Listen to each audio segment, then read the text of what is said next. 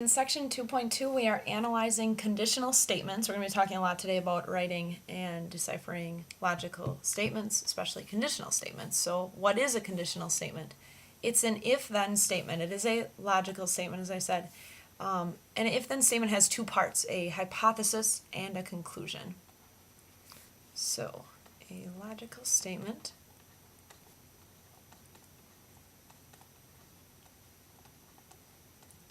an if-then statement is the same as a conditional statement, but the main thing is that it has two parts. The fact that it has a statement after if, that is your hypothesis. And the statement after then is your conclusion.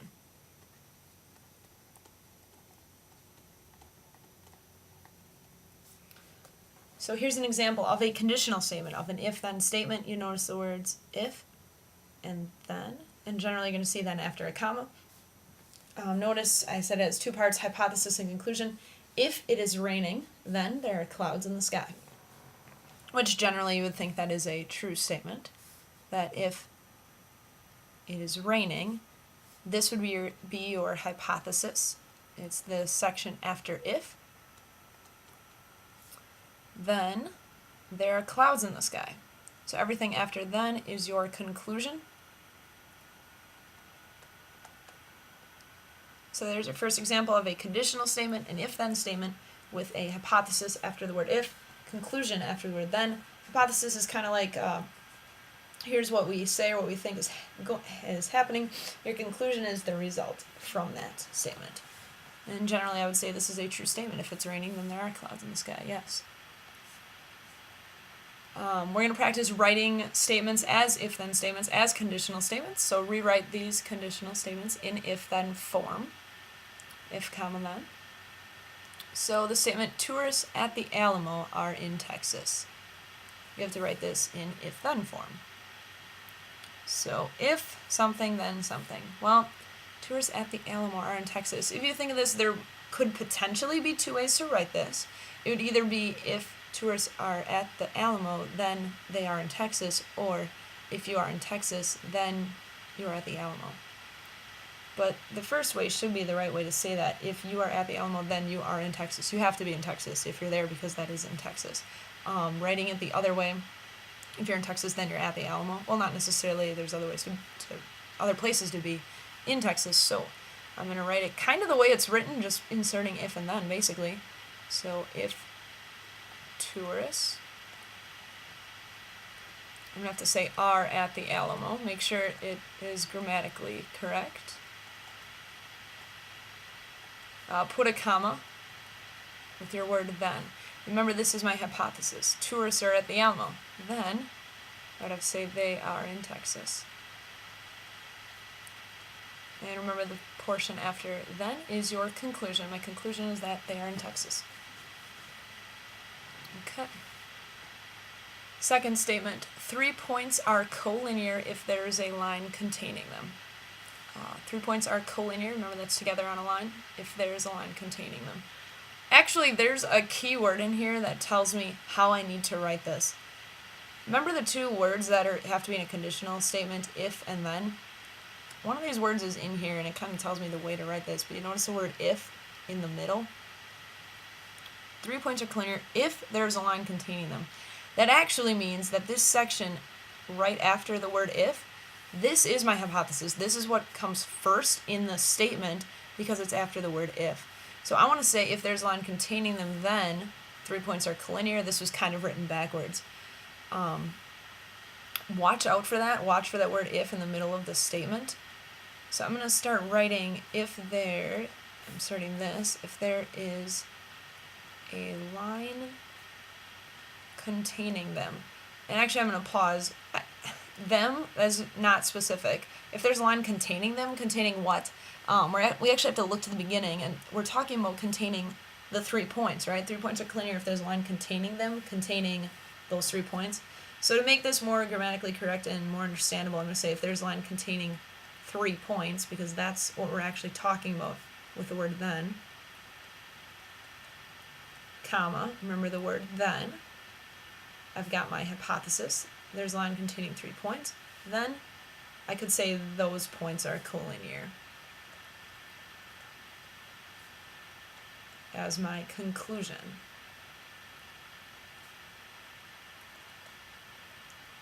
So again, really watch out for the word if in the middle of the statement. That means your hypothesis was actually written second in the statement. And the last statement on this page, conditional statement that I'm going to write in if-then form, all 90-degree angles are right angles.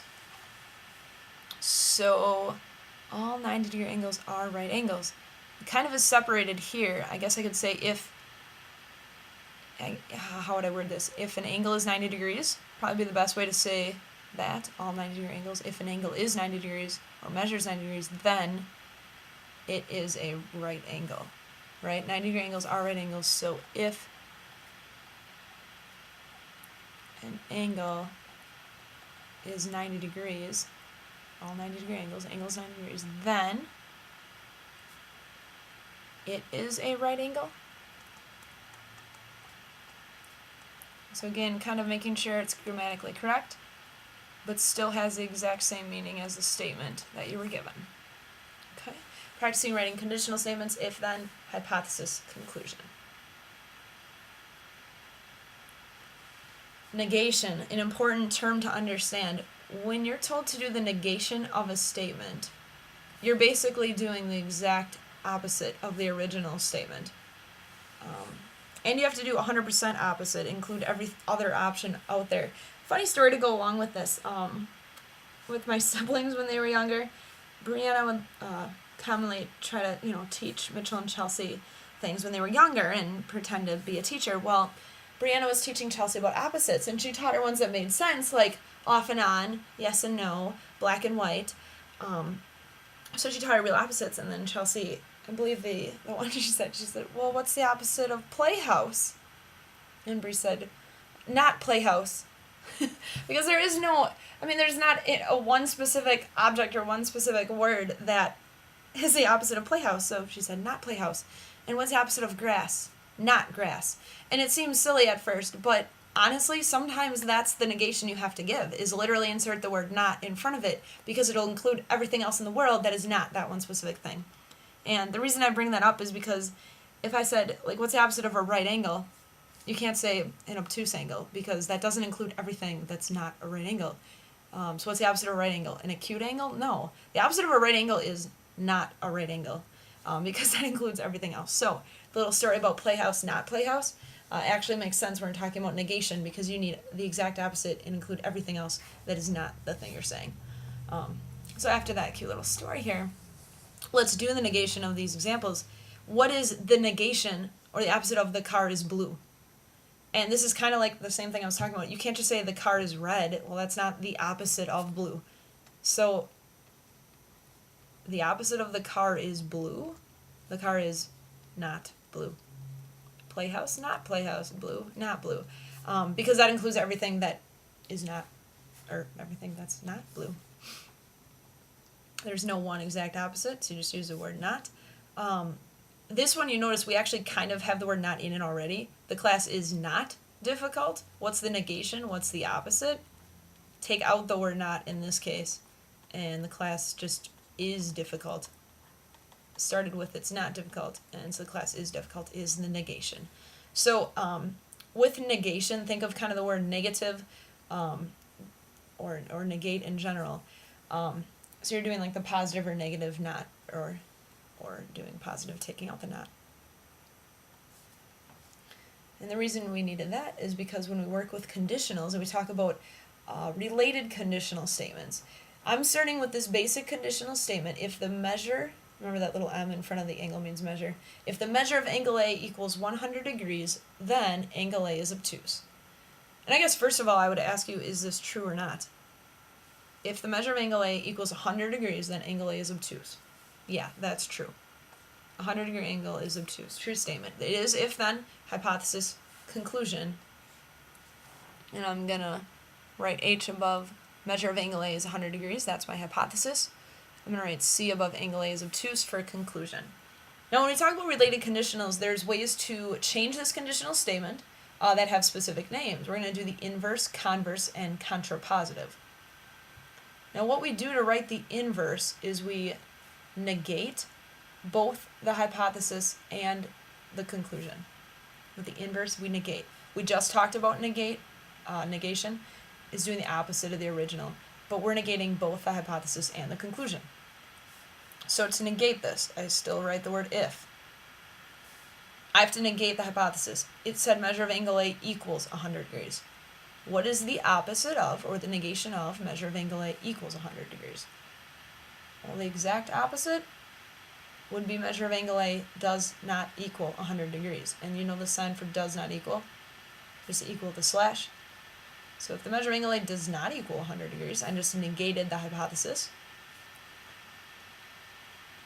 Then I also negate the conclusion. The conclusion was angle A is obtuse. What's the opposite of being obtuse? Playhouse, not playhouse, right? So angle A is obtuse, is not obtuse. Then angle A is not obtuse. So to write the inverse, think I'm inverting or negating both the hypothesis and the conclusion and writing a new if-then statement. So this is the inverse. Oh, is this true or false, by the way? If the measure of angle A is not 100 degrees, that means it could be anything between 0 and 99.9 going on forever, and then 101 to 180. So it could be anything else but 100 degrees. Then angle A is not obtuse. Well, what if angle A was 110 degrees? It's not 100, but it is obtuse. It's saying it's not obtuse. This would be false. There are times that it wouldn't be exactly 100, but it might still be obtuse. It doesn't have to not be. So that's a false statement. All right, a new related conditional is writing the converse. To write the converse, what you do is you switch the hypothesis and the conclusion. You literally switch them around. You keep them the way they were written, switch where they are. So, I start out with if, and I put what was the conclusion first. So I would say if angle A is obtuse, because that was the previous conclusion. Then, now the hypothesis becomes a conclusion. So the measure of angle A equals 100 degrees. The converse, I like to think if you converse with someone, you're going back and forth, you're switching. Or converse, kind of like confuse, like you confuse the hypothesis and conclusion. So I switched them around. I said if angle A is obtuse, then the measure of angle A is 100 degrees. Is this true or false? If angle A is obtuse, what does that mean? It could be anywhere between greater than 90, less than 180, right? Then the measure of angle A is 100. It doesn't have to be 100. There's a lot of things it could be if it's obtuse. The statement itself is false. All right. And then finally we have the contrapositive. Notice how this word itself kind of has two parts, right? Contrapositive. We're doing two things. We're going to do what we did with the converse and switch the hypothesis and conclusion. We're also going to do what we did with the inverse and negate the hypothesis and conclusion. So we're doing both things. We're combining what we did for inverse and converse in the contrapositive. So I'm going to start out, and I guess, you know what, I think of this two ways. Either with the inverse, since you already negated, you could switch the inverse and do the converse of the inverse. Or since you already did the converse, you already switched them, just negate these. So either way, it's combining what you did here. This comes forward because we're switching, but you also negate it. So instead of angle A is obtuse, you do angle A is not obtuse. That would be my new hypothesis for the contrapositive. Notice since I already negated this when I switched it, I put angle A is not obtuse first. Since I already switched this, I negated this part. I said is not obtuse. Then, remember we're switching and negating. This comes to the end and negates. So it would be measure of angle A, but instead of equals 100, it does not equal 100 degrees. Once again, since I already negated, I switched and put this at the end. Oops. Or since I already switched the order of these, I just negated this. Does not equal 100 degrees. All right, is this true or false? What is the truth value of this statement? If angle A is not obtuse, so it could be like acute, right, or straight, right? So it's not obtuse, then the measure of angle A is not 100 degrees. Yeah, I'd say that's true, because if it's not obtuse, there's no way it could be 100 degrees, because that would be obtuse. That's a true statement. I want you to notice something here. The original conditional and the contrapositive were both true. The inverse and converse were both false. We have the same truth value here, same truth value here. Okay. So talking about writing conditional statements, writing the inverse, writing the converse, writing the contrapositive. Quick statement, something you already know. You know that any conditional statement can be shown to be false. All you have to do is give one counterexample. Remember, to show something's false, all you need to do is give that one single example that shows, you know what, it's not true in this one particular case, therefore it's not a true statement because it should be true forever. So remember that one counterexample is all you need. We're going to take a look at another example here of writing all four forms of this conditional statement, because this is something really important that we're going to look at a lot this year. For this statement, soccer players are athletes. I want to write it in all of the forms, original conditional statement, converse, inverse, and contrapositive. And then I also want to decide whether each statement is true or false. So, statement is soccer players are athletes. Let's write this together in if-then form as a conditional statement. So if, comma, then. So soccer players are athletes. So I guess you'd start out and say, if you are a soccer player, then, right, then that implies that you are an athlete. I guess I'm going to say if you are a soccer player. You could do if they are a soccer player, or if he is a soccer player, or she is a soccer player. I'm just going to do the general you. If you are a soccer player, that would be my hypothesis. Then, here comes my conclusion, is that you are an athlete.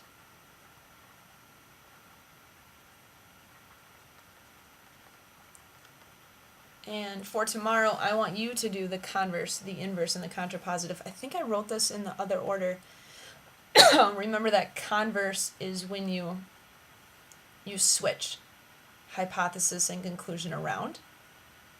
Then you're going to do inverse. Remember, that's when you negate. You do does not. Insert that word not for the hypothesis and conclusion. Then you do the contrapositive, where you switch and negate both. So I want you to do that for tomorrow. Also give whether these statements are true or false. I can start you off with that. If you are a soccer player, then you are an athlete. Yes, that's true. If you play a sport, you are considered an athlete. So if you're a soccer player, you're an athlete. We'll talk about those in class. A little note here, a conditional statement and the contrapositive. The conditional and the contrapositive, where you switch and negate, are equivalent statements. They're both true or both false. So are the converse and the inverse. We saw that right back here. Conditional statement and contrapositive had the same truth value. Inverse and converse also had the same truth value. They were both false in this case.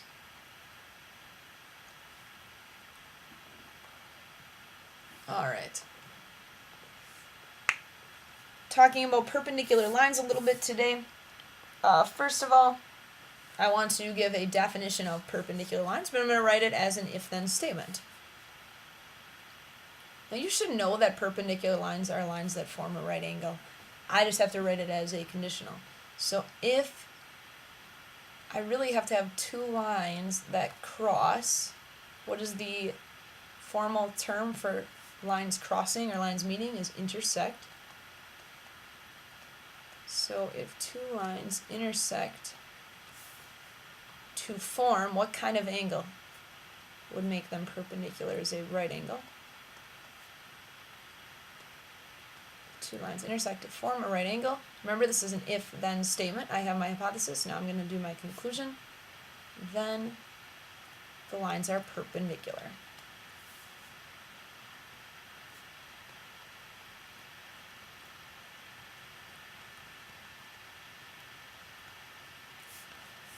And question here, is the converse also true?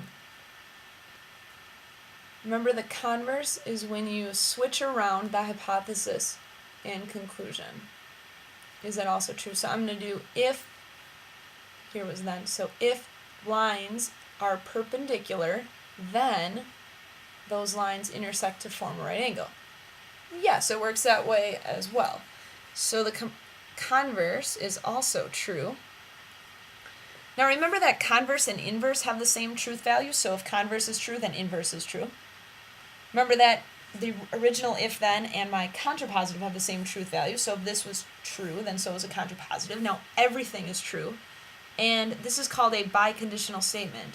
When all forms of an if-then are true, it's a biconditional statement, meaning both conditionals are true, and it's called an if and only if. Or you use this term if and only if in the statement for a biconditional. Again, I said it's when a statement and its converse are both true because that makes every single conditional true. Since converse and inverse have the same truth value, and so do the original and contrapositive. Makes all four statements true. And definitions should always be written, or should always be able to be written as a biconditional statement. So I'm going to rewrite the definition as a biconditional.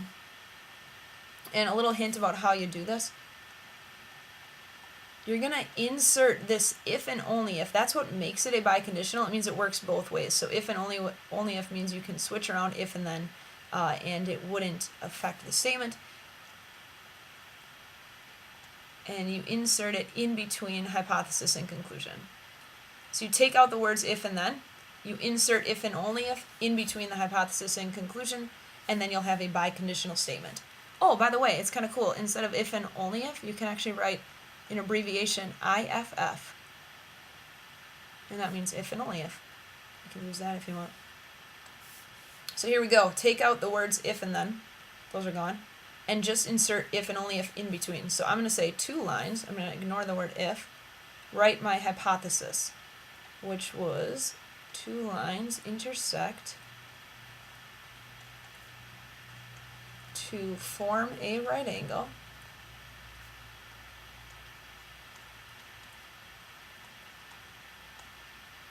Okay, I'm going to pause. The word then came next. Remember, you're taking out if and then, you're going to insert if and only if in between hypothesis and conclusion. So two lines intersect to form a right angle. Now I insert if and only if. Or you can do that IFF. If and only if, ignoring the word then. The lines are perpendicular was the conclusion. And only if the lines are perpendicular. Whoops.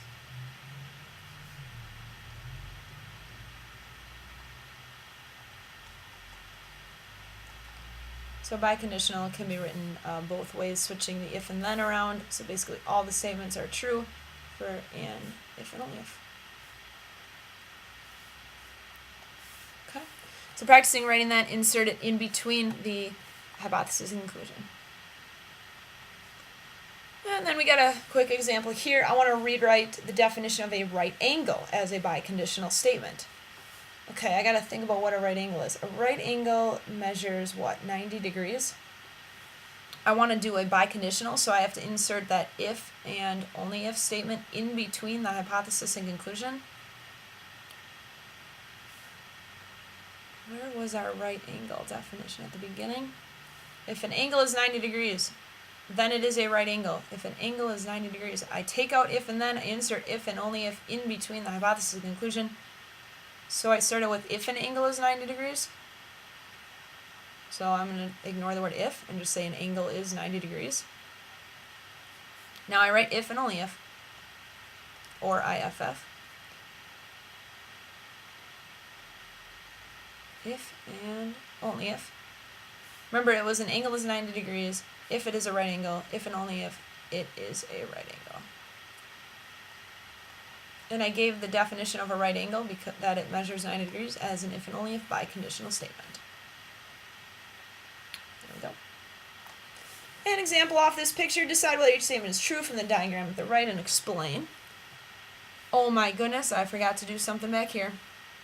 With the perpendicular lines, I want to put a picture here. Two lines are perpendicular if they intersect to form a right angle. Two lines. Now, if they're going to intersect to form a right angle, what mark should I see that would prove that there's a right angle here? I need that box in the corner.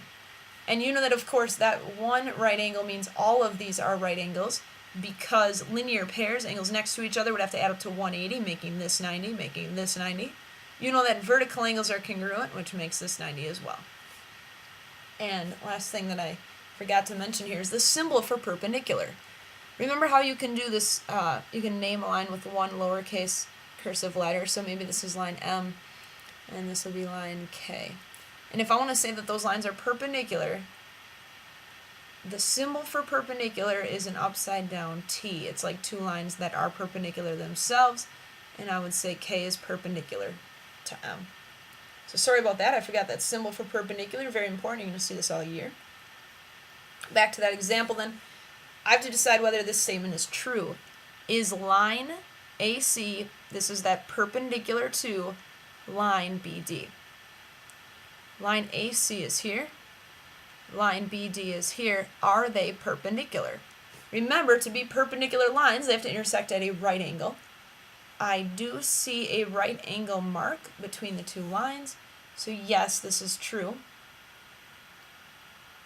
And to explain, I would say that a right angle mark is given. And that tells me that they are perpendicular. So I'm just going to say by definition they are perpendicular because I see that they intersect at a right angle. Alright, next question. Is it true that angle AEB and angle CEB are a linear pair? Remember, that is a pair of angles on a line. Let's see. Angle AEB. AEB, that's the angle with the right angle mark in it. And angle CEB, that is from C to E up to B, that is right here. Are these angles a linear pair? Pair of angles together on a line? Yes. This is true. And by definition of linear pair, right? They are adjacent or next to each other on a line. Or you could say something about how EA and EC are opposite rays. They share that ray EB. They're angles next to each other on a line. All right. And last question about the picture. Ray EA, it's a ray because I see the one arrow, and ray EB are opposite rays. EA goes out this direction, and ray EB goes out this direction. Are these opposite rays? No, they form a right angle actually. This is not true. They do not go opposite directions. They do not form a line, which is what opposite rays do. Or they don't go in opposite directions. Okay, so using diagrams to make conclusions. Working with our conditional statements today, if and only if statements, writing inverse, converse, contrapositive, and talking a little bit about perpendicular lines and biconditional statements.